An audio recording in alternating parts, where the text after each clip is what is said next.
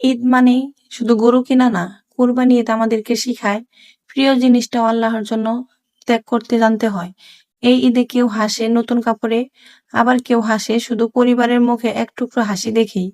কিন্তু কি জানেন, সবচেয়ে সুন্দর কুরবানি কখন হয়? যখন মানুষ নিজের অহংকার, রাগ আর হিংসাকে কুরবানি দিতে পারে। কুরবানি ঈদ আসলেই ছোটবেলার সেই দিনগুলোর কথা খুব মনে পড়ে। রাতে ঘুম হতো না, সকালে কখন গরু দেখতে যাব সেই উত্তেজনায় বুক ধুকপুক করতো। বাবার হাত ধরে হাঁটে যাওয়া, গরুর গলায় হাত বুলানো, মনে হতো ঈদ মানে যেন অন্যরকম একটা আনন্দ।